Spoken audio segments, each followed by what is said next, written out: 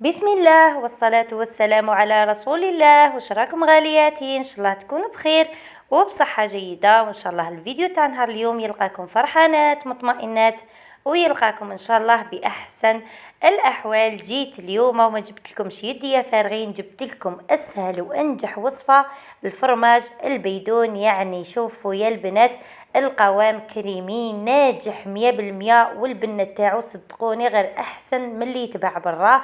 يعني بربع شكاير تاع حليب تاع 2500 راح نتحصلوا على قريب 2 كيلو من الفرماج تاع البيدون. راح يبقى لكم مدة طويلة ان شاء الله في الفيديو. تبعوه من الاول للاخر باش نقول لكم مدة الاحتفاظ. واللي اول مرة تشوف القناة تاعي نقول لك غالياتي ما تنسايش ديري لي ابوني واشتركي في القناة، ديري لي جيم وكثروا لي بركي تعليق باش يطلع لي المورال. وقبل ما نبداو الفيديو تاع نهار اليوم صلوا على رسول الله عليه افضل الصلاة والسلام.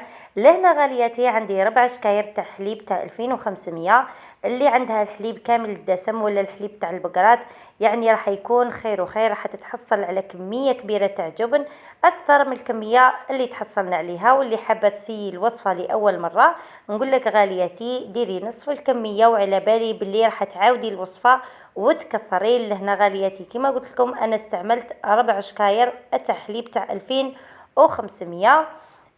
لهنا راح نديرهم في كسرونه كبيره. اذا عندكم يعني كسرونه كبيره ديروا فيها، الا عندكم كوكوطه واللي ما عندهاش تقدر تقسم الكميه على 2 كسارن. ديروا نصف الكميه يعني 2 رواتل و2 رواتل. لهنا غالياتي راح نحط هذه الكسرونه تاع الكبيره على النار، وراح نزيد لها ملعقة متوسطة من الملح.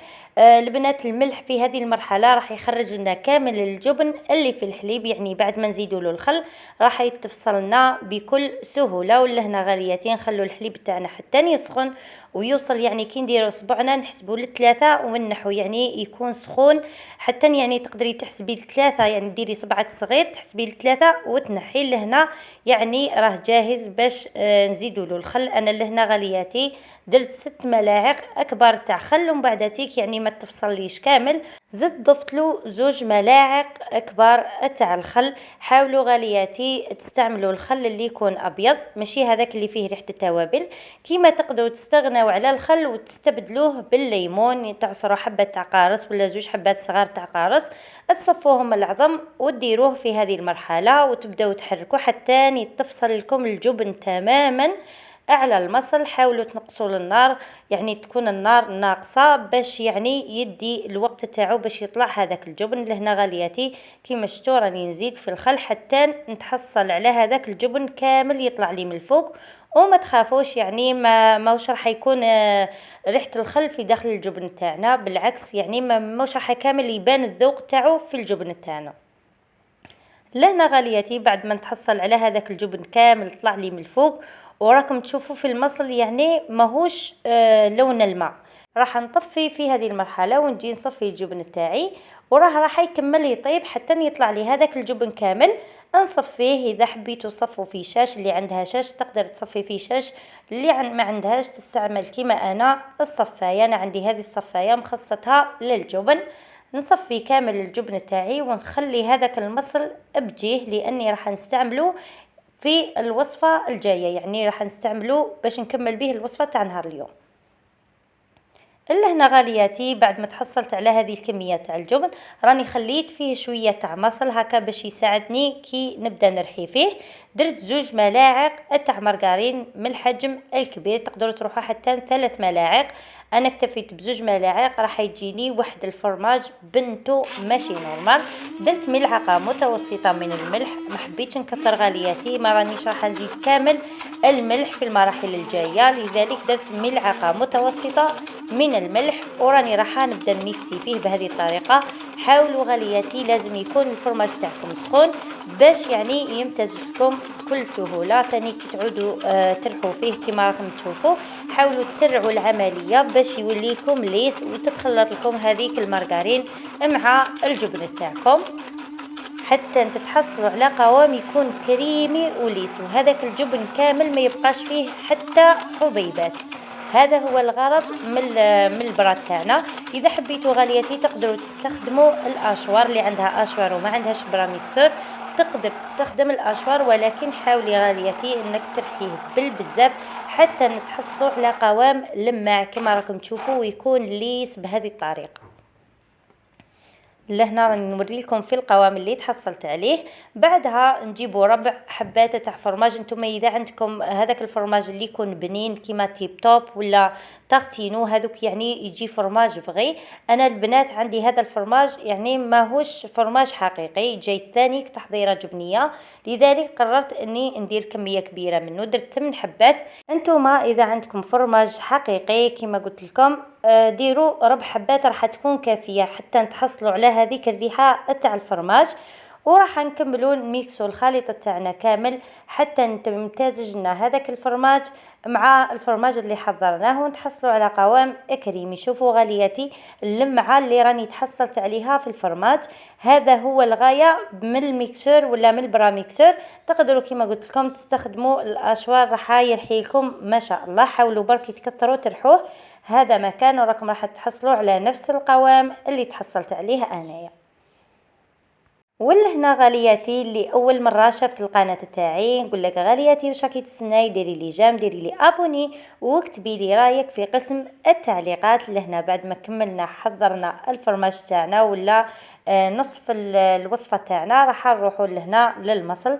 راح ندي ربع كيسان تاع مصل كما راكم تشوفوا بهذه الطريقه، والمصل تاعي راه دافي هكا باش نقدروا نكملوا الوصفه تاعنا. راح نديروا ربع كيسان مع 5 ملاعق كبار يكونوا مملوئين تاع فارينه. اللي حبت تدير المايزينا دير المايزينا، اللي حبت تخلط بين فارينه ومايزينا تقدر، ولكن انا حبيت نتحصل على هذاك القوام الكريمي اللي في الفرماج. على بالي غالياتي راح تسالوا تقولوا علاش دارت الفارينه، رانا راح نحضروا تحضيره جبنيه كيما اللي تتباع برا، لانه هذاك اللي رانا نشرو فيه ماهوش فرماج اصلي، يعني مش فرماج 100%، ولكن تحضيره جبنيه بدل ما نشروها باسوام تكون غاليه راح نخدموها في الدار. ولهنا غالياتي زدت كميه تاع الشيدار، وهذا هو الفرماج اللي دائما نتسائلوا عليه ونقولوا علاش يعني تجي فيه ريحه الفرماج القويه. هذا هو الفرماج تاع الشيدار اللي يكون اصلي اللي راح يعطينا هذيك الريحه تاع الفرماج.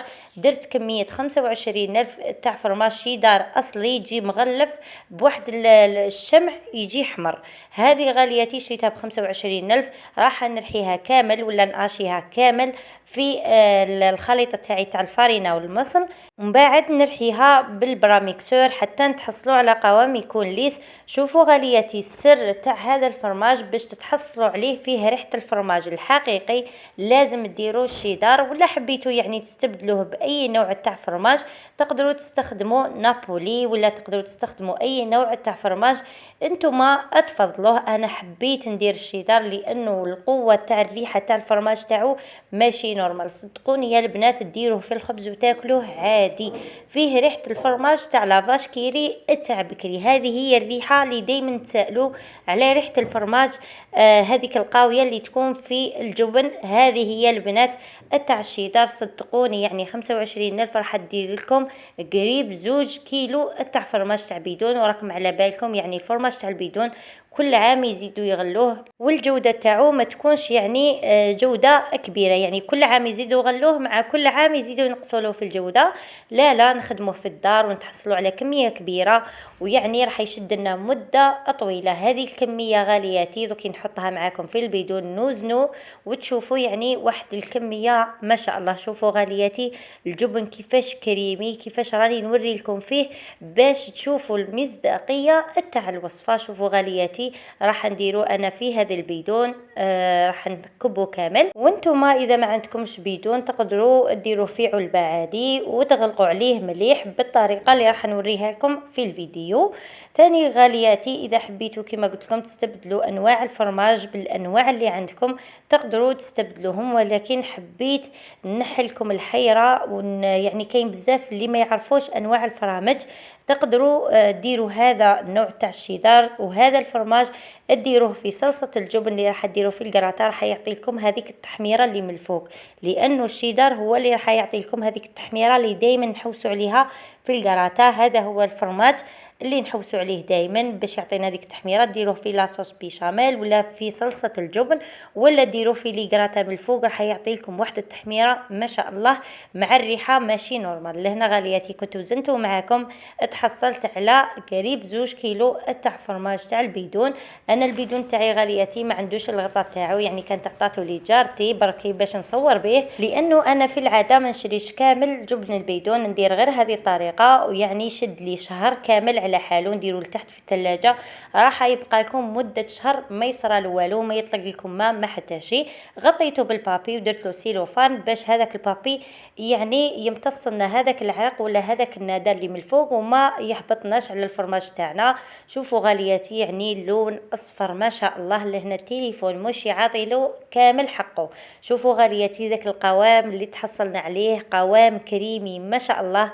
تقدروا ديروه في البوراك في لي غاتا، تقدروا مثلا ديروه غير في الخبز وتاكلوه. واحد الريحه تاع الفرماج والله يا البنات غير ما شاء الله. وصفه ناجحه 100%، وصفة اقتصادية وناجحة ومتأكدة إذا جربتوها راكم رايحين تولوا معتمدينها وتولوا مدمنين عليها. غير ب4 شكاير تاع حليب راكم راح تتحصلوا على 2 كيلو تاع فرماج تاع البيدون بجودة عالمية. صدقوني يا البنات، شوفوا يعني القوام كيفاش رانا تحصلنا عليه ما شاء الله، وراح يبقى لكم مدة طويلة ان شاء الله. يا غالياتي نكون كفيت ووفيت في الفيديو تاع نهار اليوم، نتمنى كنتوا استفدتوا ولو كان بالقليل. واللي شافت الفيديو تاع نهار اليوم وقررت تدير الفرماج، نقول لك غالياتي جربيه وعاودي ولي التعليقات واكتبي لنا واش رايك في الفرماج تاع نهار اليوم. لهنا كنت وصلت لنهاية الفيديو، خليتكم في امان الله وحفظه، والسلام.